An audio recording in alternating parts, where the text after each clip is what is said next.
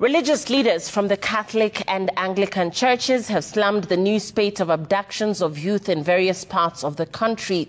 The clergy called for better handling of the situation and slammed the government over the abductions, saying any arrests must be conducted in broad daylight and in accordance with all legal requirements. They spoke separately during and after the Christmas Day Mass. Jasmine Wamboi starts this Christmas Day edition with coverage of the rising concern about abductions of youth in the country.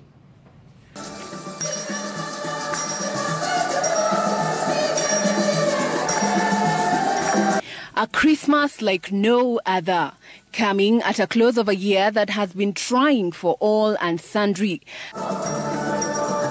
A year that will be remembered for the Gen Z-led protests that saw hundreds of young people invade Parliament and tens pay for protests against the government with their lives. We pray for William, our president. We pray for Abraham, our deputy. As congregants gathered in churches across the country to celebrate what is perhaps the most important day in the Christian calendar, their joy was visibly punctuated by the recent abductions witnessed in the country.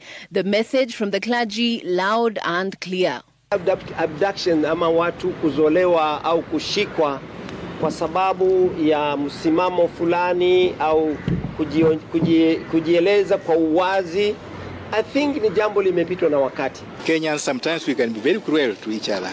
And I want to say this is a moment that we have to revisit and review our own relationship with one another. With the number of abductions at 3, with 2 more youth siblings newly listed as missing, the clergy have condemned the incidents as a violation of both Christian values and the Kenyan constitution. Whoever has wrong, let that person be arrested in daylight, brought to the court of law, and whatever wrong will be established, and the person will be arraigned according to what they have done, not according to what we don't know. Nakumbuka wakati wa ukoloni, haya ndio yalikuwa yanatokea. Mtu unadhaniwa wewe, hata umewaza, umedhani, na unachukuliwa, unapelekwa kuumizwa, kufungiwa na kadhalika. Tunamsihi rais kama ndiye anajua wanahusika, au kama yeyote yule anayenisikiliza wakati huu, it is bringing us back many years before independence. The church is now calling for perseverance from Kenyans in the face of ongoing abductions. In due course, God will reveal everything that is done in darkness in the light, and the Lord will sort us out His way. Let us get together to do good and stop competing to do evil. Kenyans, thank you for persevering in the year that has passed with a lot of challenges. But as we continue to persevere, let us also, as Christians, remember that our first duty is to pray for peace.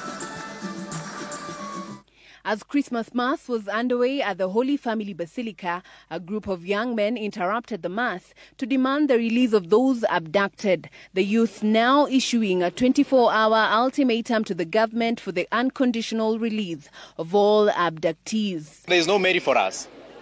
So tumekuja, tunataka kanisa isimame na sisi kupinga abductions, kupinga enforced disappearances of young people, especially those that are fighting for good governance. We are going to call for a mother of protest to ensure that our young men, our fellow comrades are free.